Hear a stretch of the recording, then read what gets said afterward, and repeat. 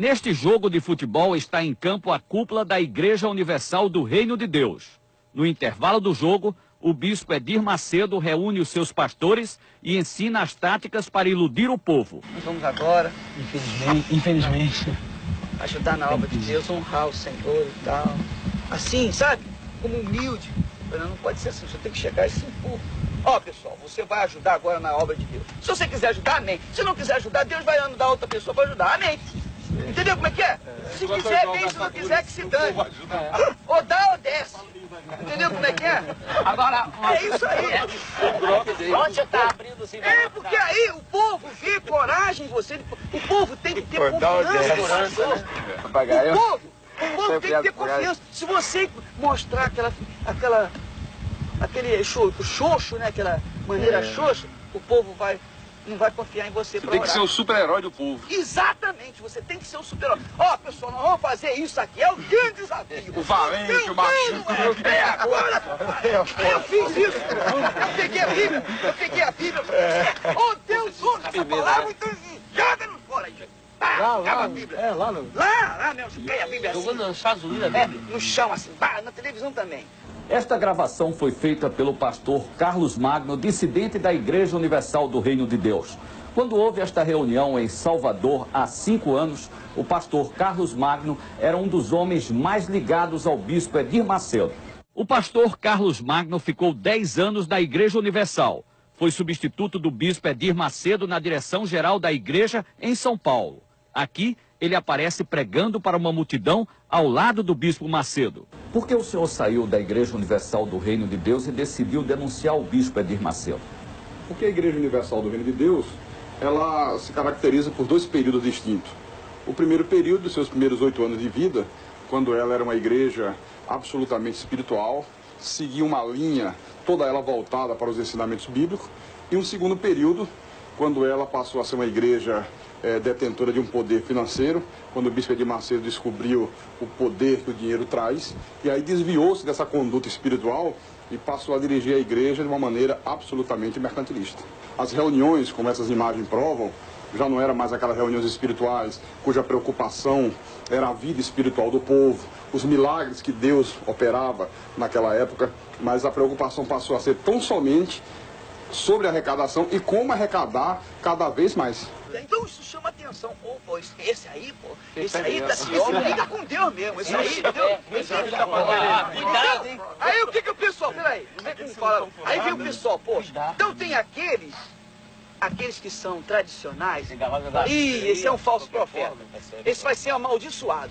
Agora tem os outros, poxa, quanto tempo que eu queria isso, poxa, eu tô cansado de ler a Bíblia, de ver tantas palavras e não acontecer nada na minha vida. Então esse vai ficar lá do nosso lado. Esse vai, é isso mesmo, tudo ou nada, pai, põe tudo lá. Então ele vai ser abençoado. Quem embarcar nessa é abençoado. É abençoado. Quem não embarcar... Quem não embarcar, fica. Entendeu como é que é? Então você nunca pode ter vergonha, não pode ter timidez. Peça. E quem quiser dar, dá. Quem não quiser, não dá. E se não tiver alguém que não dê, tem um montão que vai dar. Tem que ser no peito e na raça. Tem que ser no peito e na raça. Porque o povo quer ver o pastor, o seu pastor, com coragem. O povo quer ver o pastor brigando com o demônio. O povo quer ver o pastor... O povo já está cansado de falsa humildade do padre. Exatamente. O padre é humilde, não dá nada, não interessa nada. O padre está daquela maneira assim, então... Nós vamos lá, isso mesmo, e botar para quebrar, então, vira cambalhota, faz... Então o povo fica logo... É isso aí, entendeu como é que é? As imagens não deixam dúvida quanto a isso. Reúne os pastores para você ver que em nenhum momento se fala em nada espiritual. Ele, de uma maneira até muito grosseira, explica e incentiva como arrecadar, como fazer com que as pessoas deem dinheiro. Né? Mudou o objetivo total da igreja. Então, Moisés foi lá com o cajado dele, com aquele mesmo cajado que ele tinha aberto as águas do Mar Vermelho, visto tantos milagres, ele chegou e perguntou, por acaso pode essa rocha sair água? E tocou na rocha assim. Quando tocou na rocha, saiu água. Por acaso, né? Por acaso. Então Deus ficou chateado, porque você tinha que me honrar. Eu não te dei um cajado, não te dei uma fé. Isso que a gente tem que falar com o povo. Entendeu como é que é? Por acaso. O nosso cajado é a nossa fé. É a nossa fé. Você tem um cajado. Eu pergunto assim, quem é que gostaria de ter o cajado de Moisés? O povo, pois você tem. Agora é só você usar o seu cajado. 10 mil, traz aqui.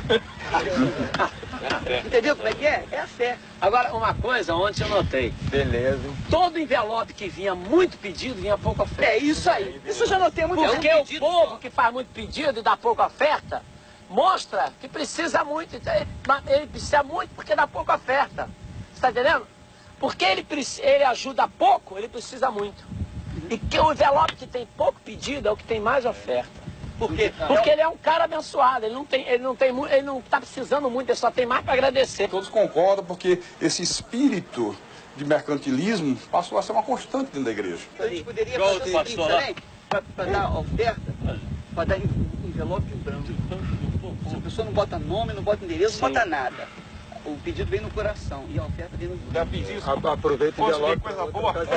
Agrada do Senhor e satisfaz o desejo do É uma coisa lá, eu tô recebendo oferta até hoje. Esse é o culto. Eu fiz uma coisa lá, eu recebi a oferta até hoje. O que você vê? É, desafio dos mil. Desafio dos mil, fala. A pessoa Horário, pega envelope. o envelope e me dá o nome. Eu peguei 300 pessoas com 1000 cruzado. Vai dar até o final do ano. É outubro, novembro e dezembro. Todo dia aparece 2.000, 3.000 na oferta. Ó, tá vendo aí? Tá vendo? Esse não tem dinheiro, esse cara aí. Ah, vê a cara dele. Tá na igreja, não dá nada por ele, vai lá. Quem são esses pastores que participam? Bem, nós temos aqui nessa fita o bispo Macedo, pastor Paulo Roberto, o bispo Rodrigues, o bispo Gonçalves, que é hoje o apresentador do 25ª Hora na Record, e outros pastores, o pastor Renato Maduro. E esses, pastor, quem são? Esses são o bispo Paulo Roberto, o bispo Gonçalves, o deputado federal Odinila Provita Vieira. Inclusive, nessa hora, o pastor Gonçalves faz uma entrevista com ele e pergunta se a indústria que ele comprou em Caxias, lá no Rio, se foi no caixa 1 ou no caixa 2, por dentro ou por fora. Ô, seu Vieira, aquela indústria que você comprou lá em Caxias, conta pra gente, como é que foi? Ele foi por dentro ou foi por fora? O senhor pagou como? Por dentro ou por fora? Por caixa 2 ou caixa 1? Esse é o momento da divisão do dinheiro numa igreja da Universal em Nova York. Havia acabado de ser celebrada a reunião, o culto, na igreja do Brooklyn. E a primeira coisa que o bispo Macedo fez, você pode ver, foi ir para os fundos da igreja. Como não tinha mesa, a igreja era recém-inaugurada, então coloca o dinheiro no chão. E a primeira preocupação era contar, porque ele fazia questão de levar com ele para a casa dele. Tornou-se uma obsessão o dinheiro. Essa festinha aí parece no corredor de um hotel, né? Isso aí é num hotel em Jerusalém. E a prova de como começou a haver uma degradação espiritual na igreja. Pô, vou tirar a roupa, hein, mano? Ó, o problema é o seguinte. Ó, Mas isso é um pastor da igreja. É o líder da igreja, bispo Gonçalves, o filho do pastor Vieira, que também é pastor, a esposa do deputado. Você vê aí imagens de uma reunião realizada no Hotel 5 Estrelas, em Angra dos Reis, o que contrasta com o que era a igreja na sua época áurea espiritual. Quando queria reunir os pastores, se fazia na própria sede da igreja. Até um lanche que era servido era tudo da maior simplicidade, porque havia um respeito para com o dinheiro doado, que era um dinheiro sagrado para Deus. Depois que ele mudou essa visão, passou a ser feito em hotéis 5 estrelas, grupos de mais de 100 pessoas, gastos com lanchas, com iates, convidados de luxo, deputado, tudo isso com dinheiro da igreja. Quem é esse que está nadando em Angra dos Reis? Esse é o bispo Sérgio von Helder, que há poucos dias se tornou uma figura tão polêmica no Brasil, por aquela infeliz atitude de chutar uma imagem dos católicos. E está aí ele se deliciando das belezas de Angra dos Reis, o deputado Odinila Provita Vieira, Esse que pulou na água, que está aí na água, e tudo isto, toda essa mordomia às custas do dinheiro do povo.